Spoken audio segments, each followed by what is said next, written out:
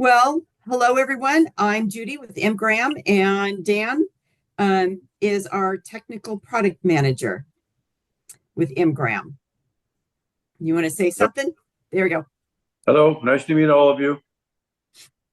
So, thank you everyone for taking time out of your busy schedules to participate in this presentation. Dan and I are going to start off with a little bit of history of MGram and how the company started. And then we'll kind of move into each media and talk about each one independently. And after we get done talking about that media, we'll open it up for some questions and before we move on to the next media. And then we'll have another question session at the very end before we sign off. So Art Graham, who started the company, he was raised in Staten Island, New York, and attended the Parsons School of Design to study graphic design and painting, and then went on to graduate from the Cooper Union. He then returned to Parsons as an instructor and taught there from 1975 to 1981 while he was showing his artwork in the Soho district. He was first employed by M. Grumbacher, making, testing, and developing art materials for them between 1970 and 1978. He then moved on to product manager and eventually becoming their director of marketing. With his extensive background in art materials and color making, Art and his wife Diana, with more than 20 years in the art industry herself, founded MGram on December 23rd, 1992. And they wanted to create a line of color that reflected the value and quality that they sought personally as artists. And after building the brand into the internationally recognized brand that it is today, in 2016, Art and Diana decided they wanted to retire. And at that time, Cork and Jackie Selinsky bought MGram. And Cork had been in the art industry his entire career and worked closely with Art and Diana in the founding of MGram. So while the ownership of the company might have changed, how we have made the paint and who actually makes the paint has not. We still have our color formulator that worked, that was trained under Art. We still have the same mill hands that have made the paint. Tino's been with us for like 25 years. And we still have the same lead filler. So a lot of the employees are the same. We're in the same building. We haven't changed anything. Our corporate mission statement is we believe that every artist deserves the finest color. And that's how we kind of start our day every single day. And we're dedicated to protecting, preserving the earth from the source to the end product. And every choice we make is from using the purest traditional ingredients to taking the time to custom mill each color is for one goal, and that's to create the best paint possible. Not only is MGram solvent free, but so is our manufacturing and cleaning processes. We use only walnut oil and non-toxic soap like Simple Green to clean our rollers, mills, and other equipment. There is no solvents in our factory. We use no solvents in the production of our paint, in our paint, or in the factory. We recycle and reuse factory wastewater for cleaning our equipment, so nothing goes into the waste stream directly. We reuse the backing material from all of our label stock as packing material for our boxes instead of buying new. Dan and I have both been involved with selling Graham paint since day one, which is now over 30 years. And we both worked together originally at a distributor of art and craft supplies located in Beaverton, Oregon. And now we both work for Graham directly. Dan's been with with Graham exclusively since 2016, and I've been with Graham exclusively since 2019. So, we'll start with gouache.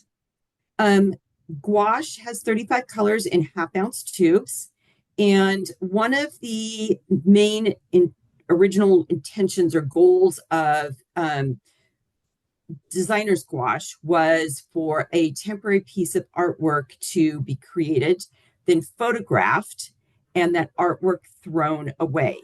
They were more concerned about having a matte finish um, to the piece of artwork than to the quality or how the gouache performed. So most often this was achieved by taking watercolor and adding something like chalk to it to get that opacity. When we set out to make our gouache, we decided to not make a designer's gouache, but to make an artist gouache. And they are two totally different things. Our opacity comes from overfilling from pigment. We use no chalks, no fillers to get the opacity. And so we feel that this provides a much truer, cleaner color. You can totally do your design work like you can with designer's gouache, but you can also use it as a fine artist paint. So you can actually thin it down like you can a watercolor and get a wash on your painting. You can mix it in the same painting with watercolor and gouache to create that archival piece of art, which designer's gouache was not meant for longevity. It was temporary and toss it in the garbage. We get asked if you can leave our gouache in a palette like you can our watercolor. And yes, you can. However, the formula between our gouache and watercolor are different. So the gouache is not going to stay as moist like our watercolor. It is actually going to harden in the palette. So it will take a little scrubbing to get it back to life, but you can re-wet our gouache. However, most professional artists that use our gouache will squeeze out fresh paint each time that they start a new painting. Dan, have I left anything out? No, you're really good. You might mention that our gouache is honey based also, along with our watercolors. Yes, we And do have honey, but again, it is a different formula than our watercolor. So our watercolor re-wets almost instantly. Our gouache does take a little working in that palette. Because we don't use chalks and fillers, what is unique to our gouache is every color will have its own flow or viscosity out of the tube. Designer's gouache has a very consistent, even flow and how they work. Ours is more, I guess you call it more like a watercolor in that some colors can be thicker coming out of the tube. Some colors will be more thin and runny coming out of the tube. And that's just the nature of the pigment because we don't use those chalks and fillers. one other thing, Yes. I I wanted to throw out and see how many different pronunciations that everybody's heard of gouache. I just heard a new one today. I got a phone call, and it's now gouache. Wache. Gouache, yes. And so it just made me kind of chuckle when I was thinking about. I'm sure everybody's heard a different description of the way you pronounce that word, because it can be problematic. Judy, you covered, I think, everything really, really well. And the main thing that I might add is a number of oil painters that are plein air painters will take this product out in the field because if you're plein air painting, it's really difficult transporting oil paintings. They just aren't dry in time. They're a mess. And so we found that a lot of folks are using gouache in their plein air stuff and then using it because it's easy. It dries quicker in the field. It's easier to transport. And it has some of the similar characteristics of oil because of the matte finish and the opacity. You can have that look. And then you can go back to your studio and either complete a painting in gouache and hang on your wall like you would a watercolor and oil paint or an acrylic, or you can switch use that as a thumbnail sketch type of a plan and switch back to oil painting. So just another thing that people are doing. Do we have any questions about our gouache? I think Catherine might have a Yeah, question. yeah. You mentioned that there's no solvent. Is the honey the binder in the gouache? In the gouache, it's actually like our watercolor. Honey is more of the humectant. Yes. The binder is gum arabic. Oh, okay, great. Yep. That's the case for the watercolor and the gouache. Gum arabic is the binder. And what about the ox gall? Any ox gall in any of your paints? Um, we we our watercolor and gouache are not vegan friendly.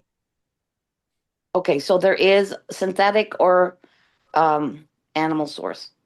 That is our color formulators area of expertise, and I'm not quite sure. Okay. Well, the vegan part of it is because of the honey that comes from bees, and if Obviously. that's a concern. But you know, does that help? Well, so is the answer yes or no to ox gall? No ox gall. No, there is none. Okay, so and there's no synthetic ox gall either, because that is available. Boy, not that I'm aware of, and I've been with them for the last 35 years. I've never heard that. Okay, so the answer is no, because there are some very even expensive brands that still use ox gall. Just asking. Oh, no, that's a fair question. Absolutely. Ask anything. Yep.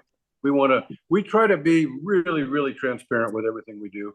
Yep. And both Judy and I are really good at this. If we don't know something, we'll say, you know what, we'll get back to you. So any question is fair. Fire away. Absolutely. Okay, yeah. Great. Thank you.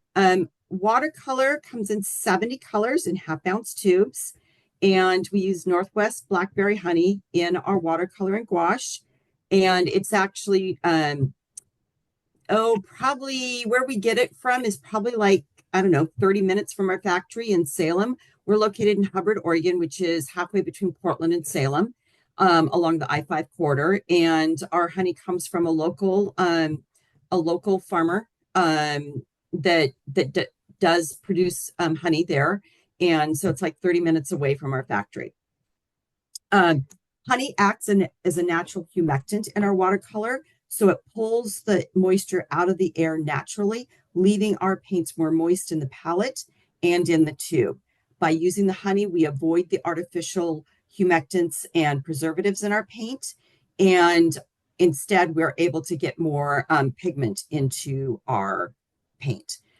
Because of the honey, our watercolors will dilute easily, even after months of disuse. So truly, if you haven't used your palette in, 3 or 4 months, just a spritz of water and those paints are going to spring right back to life, just like they were fresh out of the tube. We've got one artist that we work with. He likes to say that by using our watercolors, it provides you more time to paint and less time working in your palette. And he also uses expensive natural hair brushes, and he finds that because he doesn't have to sit there and scrub those colors in his palette, that it is much easier on his brushes. And so we often get questions about how to store our paint. You can absolutely store our paint in a palette, and we recommend that you leave your studio palette open air 24/7. You don't have to seal it up. It can just sit there and be happy when you're not painting. If you do a lot of plein air painting, we like to recommend you use a metal palette because the paint tends to adhere in that metal palette just a tiny bit better.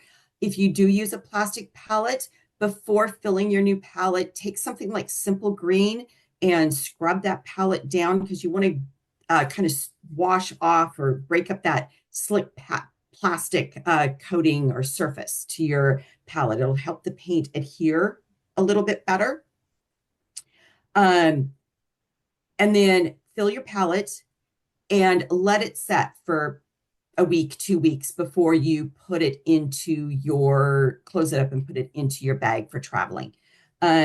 If you're going to someplace like that's super humid, we do recommend that you leave your paint in the tube and just carry the tubes with you and bring out a small palette for that day's painting. One color I will tell you that we recommend that you don't put in your travel palette is our cobalt teal. Just between the honey and that particular pigment, that color never really sets up and dries. It's fine in your studio palette, just, we just don't recommend you putting it in your travel palette. But all the other colors are good to go except for the cobalt teal. And by the way, it's one of my favorite colors. It is so pretty. We also get a lot of questions about putting a sponge in your palette. We don't recommend that. The honey keeps our paints moist, so you don't need that extra moisture or sponge to keep them wet. And then one of the things that we get questions about or like to explain is excessive heat and cold temperatures. And this really doesn't make a difference if it's our paint, brand A, B, C, D, house paint, you name it, paint in general. Excessive heat is hard on paint. And that can be heat or cold. So we recommend that you don't store your palette or your paint in, say, the trunk of your car or an outside storage shed, because excessive heat and cold exposure for long periods of time will make paint separate. And it doesn't make a difference if it's oil or acrylic or watercolor, that temperature will make paint separate. And because we don't use any fillers in our paint, there can be a small amount of honey that will separate or come out of the tube first. Just kind of wipe that away, toss it away, and go on about your painting. That tiny bit of honey separation is, depending on the color, can happen. Excuse me. Just because we don't use fillers. Dan, you take over for a moment. Sure. No, it's just wipe that extra little bit of honey off. It's the same thing if you, and anybody's paint, if you get something that's coming out, it's not just pure pigment, just wipe it off. You're going to be good, unless there's just a total separation. Are you okay? Yes. Just was talking. My throat got dry. Okay. Anything else about the watercolor? Yes, a couple things. Unless you're saving this as a surprise, I would like to mention that we are getting rid of one color. Yes, we are. And I don't know if now is the time to mention that there's also... Nope, we're on watercolor, so let's do it. And so we're going to actually have, we're going to lose a couple, and there's going to be an exclusive one. So we've actually got 3 new colors coming. And I will mention one. Tartan Blue is coming. It's going to be a one-time deal. Oh, look at you. Nope. Oh, Tartan Blue. Tartan Blue, it's going to be in a set coming up to be introduced later this year. Kind of a limited deal for a period of time. And then go ahead. You've been doing this. Let's see. Oh, this isn't, hang on. Back up a little bit, baby. Right there. Okay. This is indigo. So we're introducing indigo. And I'm sure it's kind of hard to see at this point. It's but not a really good picture of it, to tell you the truth, on the Zoomer. But okay, good. Yeah. So this is one of our new colors that we will be introducing, and we probably a couple of months. Could be a little sooner, could be a little longer.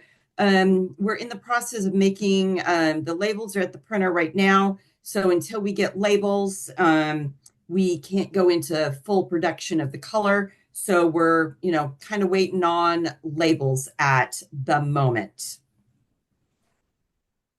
And then the other color is drum roll.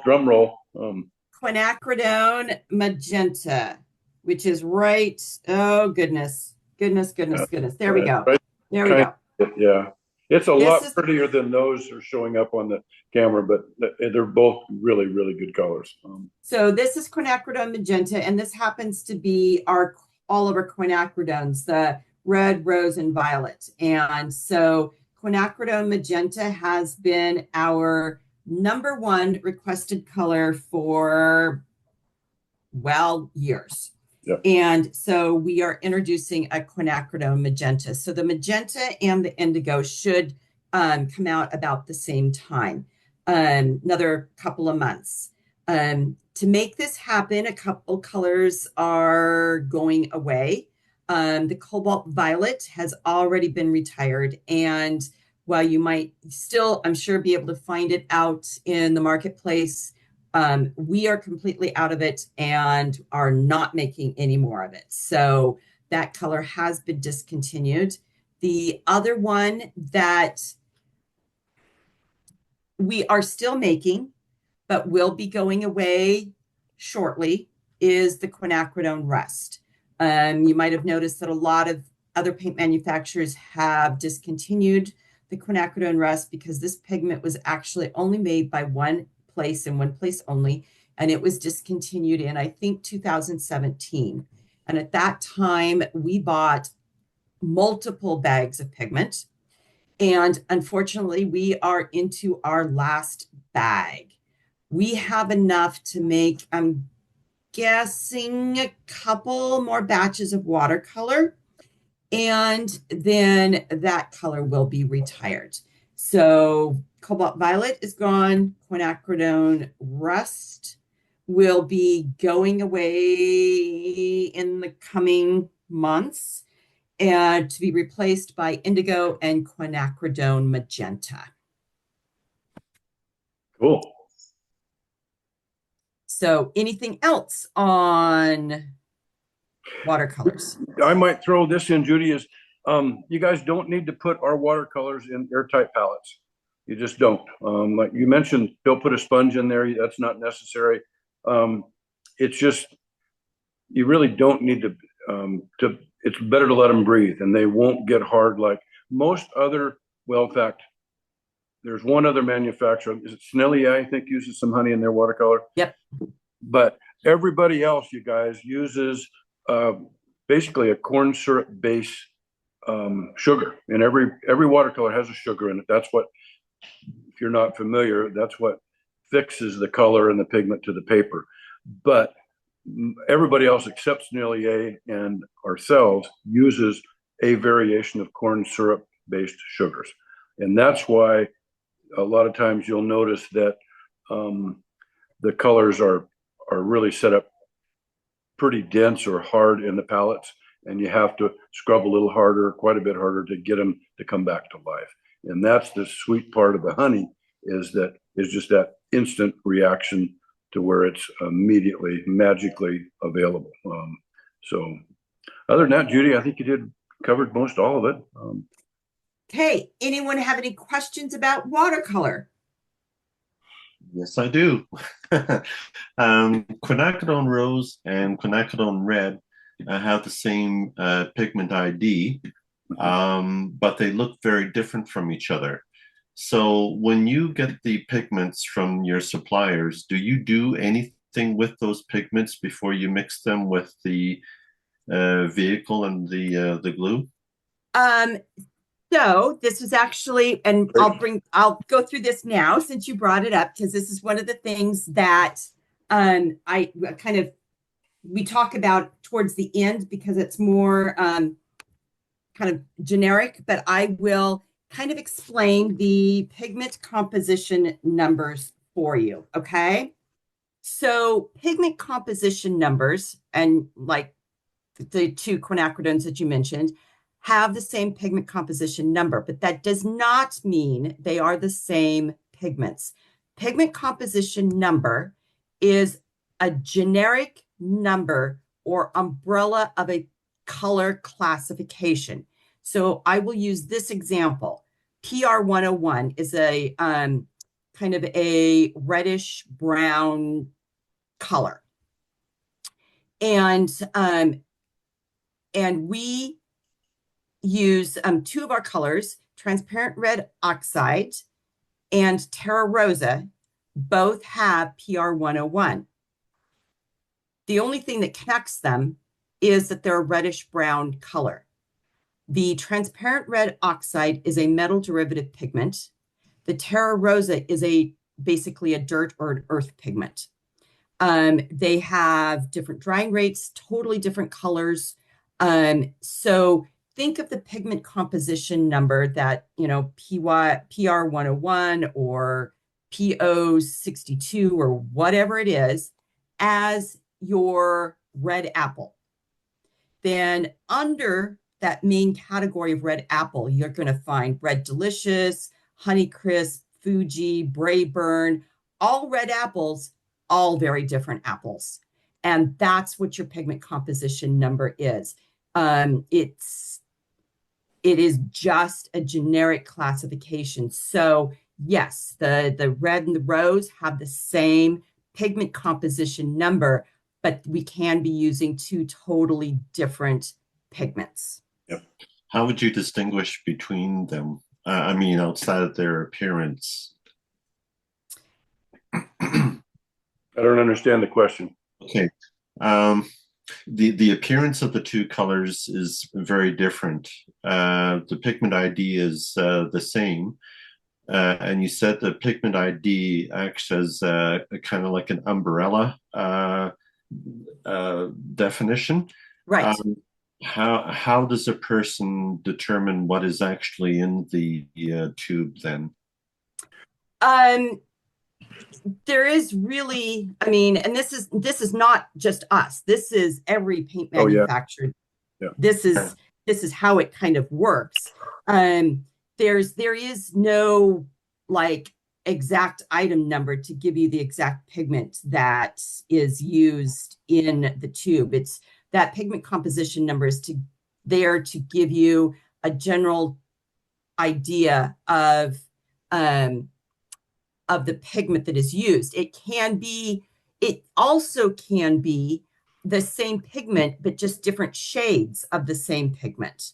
Okay. That we actually, and we don't do the shading. It comes that way from our source of supply. So sometimes it's a lighter or darker shade, and sometimes it's a completely different pigment. When it comes to ultramarine blue, which is supposed to be PB 29, I believe.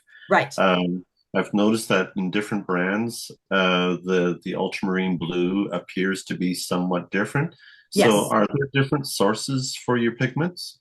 There can be. Some pigments, there is one source of supply and everybody buys the same exact pigment. Others, pigments, there may be 3 or 4 different pigments or sources for the same type of pigment. So between manufacturers or brands, there will be a difference. And then, like I said, some colors, we're using a different shade of PB 29 or whatever it was, than brand X, and then brand Z is using a different shade than we are. I mean, it's just, it's again, just kind of that umbrella classification. And so that's why you will see differences, even though brand A, B, C, D all have the same pigment composition for ultramarine blue. You will notice differences. Also, it will come from how the paint is produced, how much pigment goes into that batch. Some brands use bulking agents or fillers or batch extenders, which can degrade the color. And then also what your mixing and milling process is. For us, every single color and every single media has their own recipe. A color could be mixed for, we put the dry ingredients and wet ingredients into basically a giant like cake mixer. Okay. And then some colors, it might be mixed for 15 minutes, and then put more ingredients in, mix for another 30, make one pass on the mill, then it's put back in the mixer for another 15 minutes, run through the mill 5 more times. Other colors could be mixed for 30 minutes, run through the mill for 2 times. We've got some colors from start to finish that can be done in 2.5 hours. Other colors from start to finish take like 7.5 hours. And so, and all of those recipes are different between brand A, B, C, D, and E. And even if we're using the same pigment, those recipes can affect the color. And so that's another possibility why you're seeing differences in color. Okay, thank you. Thank you. Yeah. I'm gonna throw one more thing at you too, is each paint maker that has designed these colors has a vision of what their ultramarine blue should look like. Okay. Yeah. I had Judy and I have always kind of chuckled about this, but it's we're not laughing at the person. It's the concept. I got a call from a gentleman in Puerto Rico a few years ago, and he said, your cadmium red is the wrong color. And I went, it is? He said, yeah, it's not the same color as the Windsor Newton. And so I went, okay, now I get it. I get it. And I think like a lot of people, unless you learn this, is you would think that if somebody's making paint, they are all going to make it exactly the same. And that's just not the case. The recipes will vary. And a lot of it is exactly what the paint maker thinks that color should be. I hope that helps. No, that's fine. Thank you. Thank you very much for your explanations there. Yeah, those pigment numbers, I almost say they're not a color. I think it confuses people because a lot of people say, well, you've got PB whatever 2000 in this color, and it's not the same as the other one, and it confuses people. But it gets you close, I think, into that category of color. But it's not the same. They're really not. They can be an entirely different source. Well, sometimes I see that the pigment IDs and the names don't always correlate. Yeah. So, for example, I've seen cobalt blue, and then I look at the pigment ID, and it is the PB29 and then PW6, and they use that as a cobalt blue, or at least in that kind of brand. But the information that you've provided there is good to know. Thank you very much. Sure. Honestly, that really, and it's a kind of a blunt answer, but to figure out what the colors are is you almost have to see them come out of the tube and see if that's the one that you want. And it can be very expensive, I guess, if you're having to do that, but it is confusing. It can be, but once you understand that those numbers really don't tell you that that's exactly what that color is, then it's a little easier to understand. At least, okay. Yeah. Thank you again. Yeah. It looks like Catherine has a question. Yeah, great, thanks. So, in your line of watercolors, what percentage of the pigments are natural source, and what percentage might be synthetic pigments?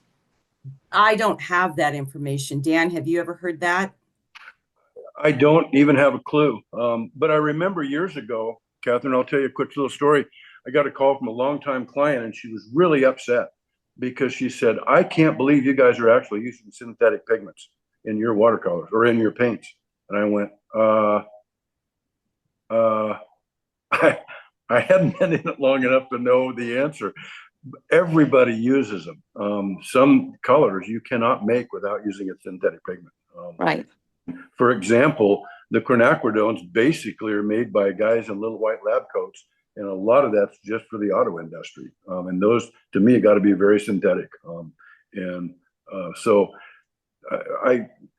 Catherine, we could probably go back to our paint maker and say, give me a clue. So if you would give a phone number to Kate when this is over, we'll check with our people and see if I don't know that it really matters, but we can certainly tell you. Yeah. Yeah, the reason that I ask is that I noticed, I'm not sure if it's your brand or another brand of watercolor, but even in umbers and sienna, sometimes after the name it says natural, and sometimes it doesn't say natural. So you can buy, like, say, sienna that's natural pigment and one that's not. And I just noticed that there is some of this, that there are some that are labeled as natural. And yeah, it shouldn't really matter. Of course, as somebody who's a purist, I sew silk fabric with silk thread, cotton fabric with cotton thread, etc. I like to know these things just because synthetic stuff can have more adverse effects on the environment, depending on how it's manufactured and how the wastes are handled. So if I had a choice between a natural pigment and a non-natural pigment, I would choose the natural. This would be my personal preference. Sure. Yeah. Well, I can tell you on the umbers, our umbers, I mean, no, we don't label them as natural, but they are dirt derivative pigments. Yeah. Gotta love dirt. Excuse me, I just have a comment. Isn't one of the reasons that we use chemically fabricated pigments that are considered synthetic because of the toxicity of some of the naturally derived pigments? Yeah. For the cadmiums, for example? Well, we use real cadmium in ours. We do. Okay, but And- there are, sorry, I just know that because I've been reading up on toxicity specifically for oils, and what I've understood is that one of the reasons is specifically to decrease toxicity. But maybe I misunderstood. You would know better. I mean, it's possible in some cases. Other cases, it's the only, a synthetic is the only way you're going to get that pigment. It's so, it's derived from another process. So while some, like your umbers, are dirt pigments, I wouldn't say that all synthetics were created just for a lower toxicity. I don't think so either, Judy. I think you're right. I think to get some of those colors, that's the only way you can go. Is that is also something that I've read. And then generally speaking, when you're talking about cadmiums in particular, if it's not a true cadmium, they are labeled generally as like a cad red hue. Yes. Yes. Thank you. This is a good time to throw it at you too, is the cadmiums. It's really the dry pigment that in anything that's the danger. And you're going to see more and more Proposition 65 labeling on lots of different things. Judy actually has a great story about sometimes even loaves of bread has this warning, because if you put that bread in the toaster and you happen to toast it and the particles get into the air and you breathe them, that could be a problem. So once in our paint world, and this is just isn't us, it's everybody. Once that pigment is mixed with the binders and in the oil paint, in our case, it's walnut oil and aluminum stearate to keep them separating. Once it's milled and all that, those dry pigment particles are basically encapsulated and they're not dangerous anymore. But if you were to breathe that, that's where the biggest danger comes from. And so what we say, and it doesn't matter if it's our gouache that's CAD, acrylic, watercolor, or oil, don't spray it into the air and breathe that. And I always, once I got into this and learned a lot more, I get this flashback every time I tell the story of my mom's can of Aquanet sitting on the bathroom counter, and how that stuff being sprayed into the air, any aerosol to breathe, is really just not a good idea. But you'll see this more and more and more, because even they've stepped up the testing, and all of us have to go through every one of our colors in every media has to be tested by a board certified toxologist every 5 years. 5 years. 5 years. And so you're going to see, we just have been going through it. So you're going to see more on our stuff maybe than you would on brand X that doesn't have to go through its testing for another couple years. And we're all about safety. So you guys, anything you've got that you're concerned about, we want to be really transparent and tell you exactly what we know. And I got a kick out of this, just thinking about this, watching the news this morning about all the new restrictions on different dyes, that they're food coloring dyes, that they're concerned that might have an effect on children. So we're always looking for that kind of stuff. But in our particular case, think about it as a dry pigment or an aerialized, if that's a good word, a sprayed pigment. If you ran it through an airbrush and you were breathing those particles, that's where you could have a problem. Does that help a little bit? Yes. So, Yes, thank you. Yes, thank you. I was muted. Sorry. Oh, that's okay. Good. Okay. I saw in the chat, Shirley asked, for gouache, if designers is not artist, would you rate it student grade? So our paint, regardless if it's oil, acrylic, watercolor, or gouache, is professional artist grade quality. We have no student grade. We make one grade and that is it. If you're asking, is the designer's gouache a student grade?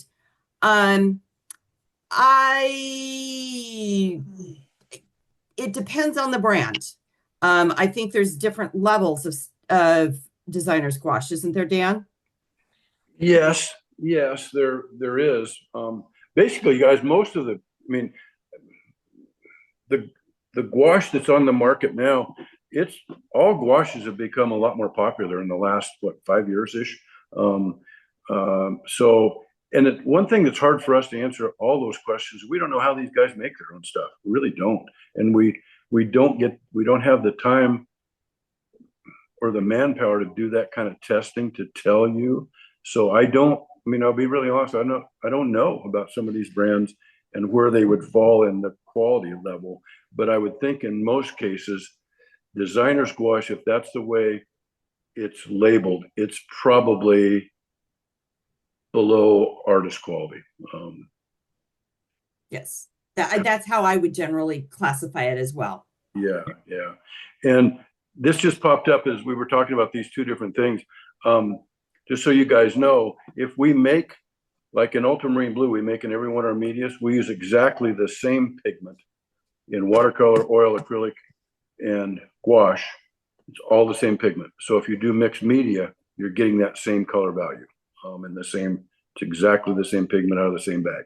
Can I ask a question? Yes, sir. I'm sorry I was late coming in on your session, and I hope I'm not duplicating questions, but I was curious where you get your pigments. Now, are these natural substances or synthetic? And the other question is, what about cobalt teal, which is so much more expensive than the others? I'm just curious what you use for pigments. I mean, I presume you don't grind up rocks and get dirt out of the riverbank and things like that. Not like the old days, what Rembrandt had to do. Yeah, no, we don't do that. We don't. Judy, you know the answer that you're at the factory more than I am, but basically we use a distributor like everybody does. There's not one paint manufacturer. Our industry is this big. It really is. Most we use for all of our manufacturers are using distributors that are really good at supplying them with pigments from different places around the world. And some of them are synthetic and some of them come right out of the ground. Yeah. Oh, okay. So there's a mixture of absolutely sources. Yep. Right. Yep. Yes. Yep. And most of the pigments, a lot of pigments will come from other countries in its raw form, and brought into the States and processed. So we don't do the grinding, the crushing, or whatever that all entails. We buy the already processed pigment from a variety of different suppliers. Sure. And what about cobalt teal? I mean, it's a great color. It's a great color. That's why I ask. Yeah. Because it's the pigment. So student grade paints generally will be line price, that all the colors are the same. Professional grade generally is there's a lot of different price levels to the paint, and that's all because your cobalts and your cadmium pigments are going to be your more expensive colors. It's all based on the pigment. Okay, so it's just the way it is. Yeah, it is just the way it is. Yep. Okay, thank you. Yeah, you bet. Anne Marie put in the chat, can you mix regular gum Arabic watercolor with from other brands and a honey watercolor? Yes, you can, because our watercolor and gouache, the honey is the humectant, it's not the binder. Our binder is gum Arabic, and so yes, and this follows along for oil, acrylic, watercolor, and gouache. Our paints, regardless if it's made with honey, if it's made our oil with walnut oil, they are completely compatible with other brands. You do not have to use our exclusively. You can intermix your work with other brands. Yep. Or and other brands' mediums also. Yes. Yeah. Yeah. All right, Dan, you want to carry on to acrylic? Yes. We make 52-ounce tube heavy body acrylics or 50 colors in 2-ounce tubes. It's heavy bodied. And then we make another 21 in 5-ounce tubes. And again, our acrylic is, you want to think about it as a highest quality, artistic quality acrylic you can get. A lot of people, I guess I would compare it to Golden as far as quality range. The acrylic range of acrylic products and paint is huge, bigger than really anything else, because there's liquid acrylics, there's fluid acrylics. Ours is a heavy bodied acrylic, like a Golden, if you're familiar with that. We only make 50 colors because art believes in mixing. And we only make 2 mediums, a gloss and a matte medium, because Golden does a great job with mediums and we don't really need to do that. And the other part that sets ours apart a little bit, and you'll notice this if you've used it or plan on using it, is our acrylic dries a bit slower than the competitors. And that's because we use a higher percentage of resin solids, and which we can get a little more pigment into, and it causes it just to dry a little bit slower. It's not like Golden Open, different product altogether. Ours is a regulation heavy bodied acrylic. The other thing we like to mention this too is when you are thinning an acrylic, if you guys are not familiar with this, one of our great acrylic ambassadors, Angela Bandurka, told us this years ago. She said, for people that are going to thin an acrylic, don't just use 100% water. Try to use a mix of either a 50% water, 50% medium, either gloss or matte, because you won't lose your color value as much as if you just use water. We make 75 37 mil oil tubes and 25 5-ounce large tubes. And ours is 74 of the 75 oils are ground in walnut oil, and we make 1 that's ground in sunflower oil. And we'll talk about that when we get there. But all of them, that's kind of what sets us apart from a lot of manufacturers. Most manufacturers, except I think it's Michael Harding, he uses walnut oil in a few of his colors for the same reason we do it. And all of ours is walnut oil doesn't yellow. And it's especially important in your whites, your yellows, and blues. And it's an absolute fact. It's not something that we made up. Art knew this, and so it's why he went with walnut oil. It's more expensive, but it has a real value because of that non-yellowing factor. And then the other thing we like to mention is it does dry a little bit slower, but in oil paint, not a big deal. You want to think about 20%, 25%, but that makes a difference based on paint film thickness and environmental factors. So we get a call a lot of times about how long does it take your paint to dry?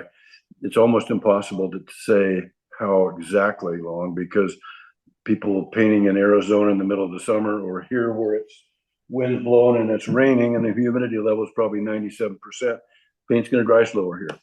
So that's a major thing. The sunflower-based oil, the guys is Art made it. We were coming up with 25 new colors years ago, and there was an outcry for more whites. So he made a white-based with titanium white and absolutely no zinc in it. And he wanted something a little bit different, so he used sunflower oil. It's got a lot of the same characteristics. Film, I guess film strength and all that kind of thing is really similar to walnut oil. No problems there, but it has absolutely no zinc in it. The other one that he added was a warm white, which is basically an unbleached titanium.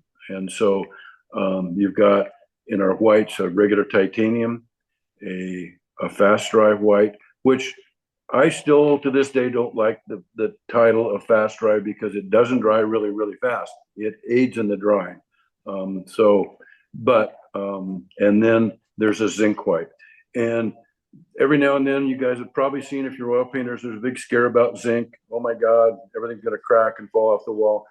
We only use 3% by volume of zinc in any of our products. So it's a very, very, very small amount, even in our zinc white. So it's not something you got to worry about too much. Now, one thing that Art did with the oil paint that is we've hung our hat on, and it's the solvent-free aspect. And it's really not the paint that's the concern. It's the solvents you use to clean your brushes with or to thin your paint.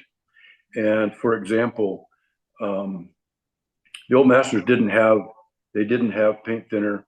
They didn't have mineral spirits. They didn't have odorless thinner because it wasn't invented back then. It just wasn't. So I think the earliest that crude oil was discovered in the U.S. was in Pennsylvania in 1832.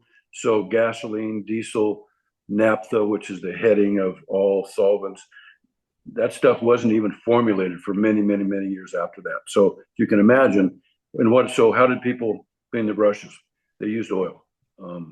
And it's a simple way to get away from using solvents. And we can explain that, here a little bit. But if you need to use a solvent to get a certain effect or a wash look on your oil paint, there's really only way you can do that, and you have to use a solvent. But know that all of them are carcinogens, and they're dangerous. They're basically poisonous, and use them safely. Just know that so that you can use them safely, and try to just cut down your exposure. And having a tub of any type of solvent to clean a brush with is a huge delivery system. And it's just not good for you. It really isn't. And Art knew this. He told me that he said years ago, they didn't even know what to do with gasoline. So they were dumping it in the rivers in the East when they were just planning, they're doing all the refining and all this stuff of coming up to what to do with crude oils. So it's interesting when you think about all the solvents we use. And for example, like Gamsol is made by ExxonMobil. It's called Isopar L, exactly the same chemical number. I'm not saying don't use it. I think it's a really, really good product if you want a thinner, but know what it is I think our message about solvents and oil painting. And I know I forgot something, Judy. No, you want to talk about walnut alkyd? Yes.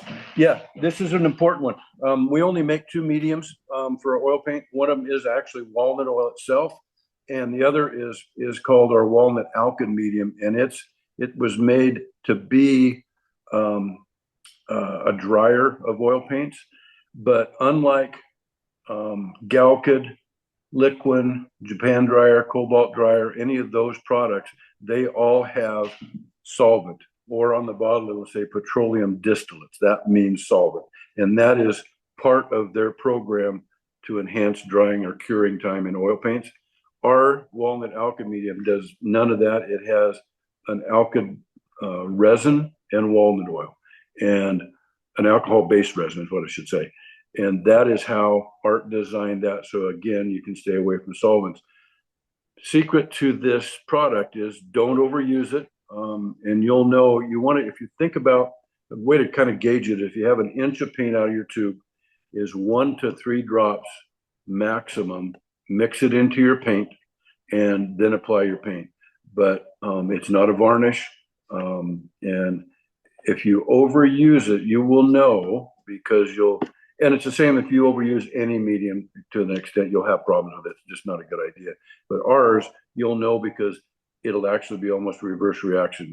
Your paint will be a little bit sticky. You might see some beading, and it doesn't dry initially. It can take a while. So, and if you notice that, it's just going to take you a little while longer to dry. It will eventually dry. Okay. Got some other things here. While we're on the walnut oil and walnut alkyd, we were actually doing a presentation just like this to a Bend Academy of Art, and he had his students on this thing. We were talking about walnut oil, and he says, "Oh, I got a story for you." He says, "When I was young and couldn't afford it, painting very much," he says, "I went out and bought grocery store walnut oil." And he said, "I painted a painting for my brother, and 2 years later, it was still not dry."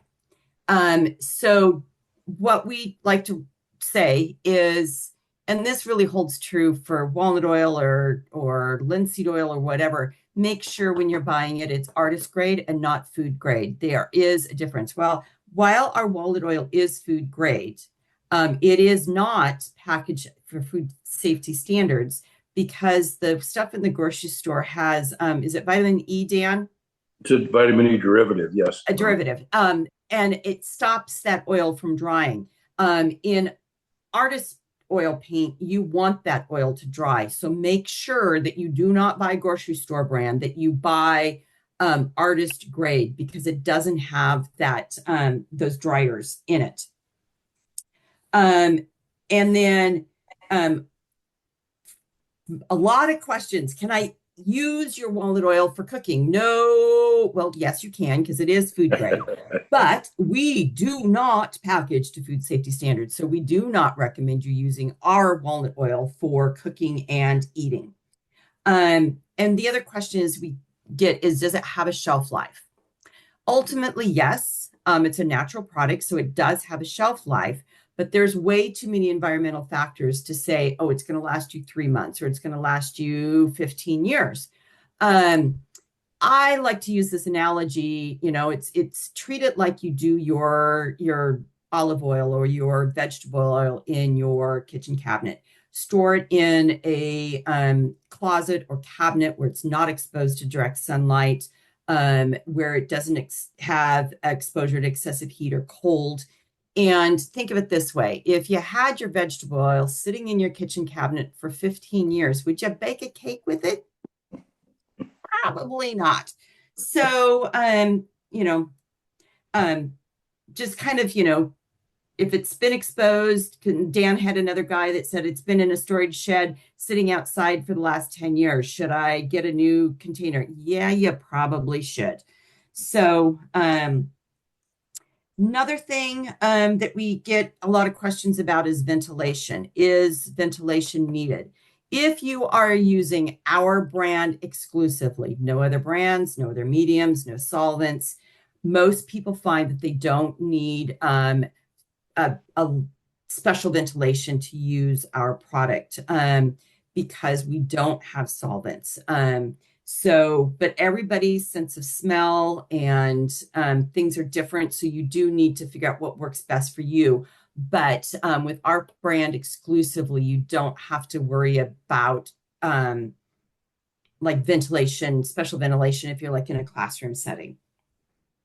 Another thing is we get a lot of questions about glazing. Should you use walnut oil or walnut alkyd in the glazing? The answer is you can use either one, but we like to recommend that you use walnut oil because depending on your technique, again, if you use too much of the walnut alkyd, it will make your paint sticky and not want to dry. So we do generally recommend the use of walnut oil for glazing.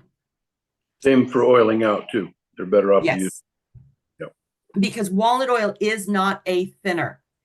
It will, when mixed with your paint, it will just make your paint creamier and smoother and make it flow better.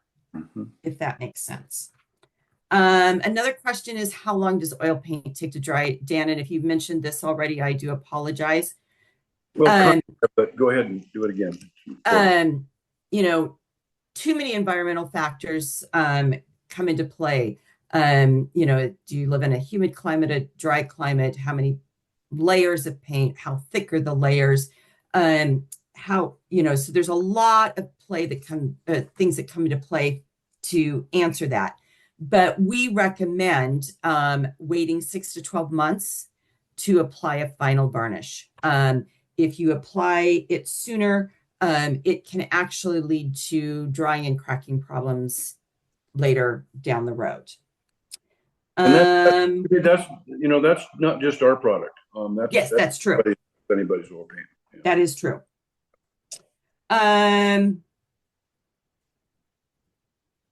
Then how about for cleaning brushes? Some of you may know how to clean brushes with walnut oil. Some of you may not. Basically, we like to say, as you're painting along and you want to change colors, take a rag, paper towel, wipe off the excess oil. Then take your brush, dip it into a container of walnut oil. And we like to recommend like that silicoil brush tank with the armature wire because it allows you to take that brush and rake it over the top of the armature wire, and the sediment will fall down to the bottom of the jar. And then take your brush out and wipe off the bristles. And depending on your paint load, you may have to do that a couple, 3 times. But really, it's super quick. I mean, we do it in demonstrations all the time. I mean, you're talking just a matter of a few seconds to do this process. And the other question we get, well, you know, is my walnut oil is dirty now. Do I need to replace it? Absolutely not. Depending on your paint, how much you paint, you can go, you know, months without having to change that. And literally that walnut oil in your jar is going to get like black, like tar. And as long as it's sliding the paint off the bristles, keep using it. There's no need to replace it. When you need to replace it is when that oil stops sliding the paint off the bristles. Anything else, Dan, that you can think of? Yes, if you do the walnut oil technique of cleaning your brushes, one thing, if you're going to put those brushes away for a period of time, yes, and this is the same as if you use linseed, poppy seed, safflower, sunflower oil to clean your brushes with. If they're an artist drying oil and you're going to say step away if you're going to paint again tomorrow, it's not a big deal. But and it depends again where you're doing it. You've got to wash that oil out of that brush. And terrible analogy, but I'll do it because I used it yesterday with a lady that couldn't get the concept. I said, what do you do when you fry bacon in a frying pan? How do you get that oil out of there? She went, well, I just use soap and water. That's exactly what you do, is just use, and then people use Murphy's oil soap. There's a bunch of really, really good. A lot of people use Dawn dish soap. Dawn dish soap, absolutely. There's a bunch of different things you can use, and all you're going to do is just wash that stuff out, shape your brush, and set it aside. And one advantage of cleaning with walnut oil is because any of the solvents that are out there, whether it's paint thinner, mineral spirits, odorless, terpenoid, any of that stuff, they're really harsh on natural hair brushes or nylon and polyester based brushes, synthetics. And so your brushes are going to like it. It's safer. You're not breathing solvents. It's just a great way to go. I highly recommend trying it. And I want to say this now because we've covered a lot of things, but if any of you kind of later, you're kind of going, well, you know, I'm kind of interested in that. My phone number is on our website. It's on every brochure. I answer the phone. Judy gets all the emails. So reach back out to us. We're happy to talk to you customers, not just for the stores. It's to answer any of the questions. If you think of something later on, we would like to communicate with you. So please reach out. Judy, Right, what is your email address? Pardon me? Sorry, Judy, what is your email address? So send it to colormaker@mgram.com. That's our generic one, and I get those, or my personal email is judy@imgram.com. And then Okay. Dan's email is dan@imgram.com. Okay, thank you. Mm-hmm. And Dan, I'm going to let you take this question. Michelle had a question. It says, what about retouch, varnish, or gamar? Do you still need to wait 6 months before applying those? Well, yeah. They're varnished. You touched on that. Yes. The main thing is that you want to make sure that that paint is cured. And one thing I will mention, and Art Graham himself told me this years and years ago, it's really hard to know who is making those varnishes. So his personal choice, even though he competed against Golden because they both made acrylics, he uses Golden's spray varnish for he and Diana's oil paints. And the key to, he doesn't brush his on, although you can get, I think you can either get in a spray or a brush on. He sprays it. He said the secret is to use multiple really thin coats so it's not running, and do it in a well-ventilated area. Obviously, any aerosol you want to be doing that with. But the curing part is, think about sealing up that painting with a retouch or any varnish. Before it's cured, you're sealing in, and you can just have problems. It's sealing. I don't know how to say this right. I never have figured out how to say it right, but you want to make sure it's cured. And most all professional grade oil paints, they're not going to cure in a week or a month. They just don't. I'd give them at least 3 to 6, and longer if you can. I know sometimes you're kind of in a hurry. That's why when you've got a commission coming up and you've got to mail something, boy, get on it before you can. And don't add a whole lot of dryers to it so it gets done quicker. It's just a bad idea. But yeah. Is there So- any issue with cadmium in any of the paints? You know, watercolor or oil or whatever. Sure. I don't think anybody uses lead anymore, but is there a toxicity Actually, issue some with- manufacturers do have lead-based paints. Oh, they do. Yeah. We do not. Okay. We And don't make any. There are lead whites out there still, but we don't make any lead-based paints. how about cadmium? Because that's also Cadmiums, we use toxin. traditional cadmiums. And here's the thing, and you might have missed it if you came in late. Probably. So the issue becomes often in and I can't speak for everyone, but for us, the issue in the warnings for things like cadmiums is when that pigment is in its dried powdered form. So when those dust particles can get into the air. Once the paint is mixed and milled into their binder, be it oil, be it watercolor, be it acrylic, those pigment particles become encapsulated and the risk is virtually diminished unless you do something like sand your painting. So that is why we specifically state for our products, and I am speaking about our products only, that our products are meant to be painted on a substrate with a brush and not intended for spray application, because the hazardous part of this is breathing in those dust particles. And here in the States, we even have Prop 65 warnings on a loaf of bread, because if you toast that loaf of bread, you can breathe in those dust particles, and those aren't good for your lungs. So that's where a lot of the warnings and hazards come from. It's those that breathing in those dust particles, if that makes sense. Okay. Well, Any other questions? Yeah, I'm going to throw this out. Judy, I just ran into this with a person we were having the same conversation, and she said, there's a lady, and she said, well, that's the same thing about pastels. That's why people have to be very, very careful, because they're chalky and they flake off and they're easy to breathe. You got to be careful doing that.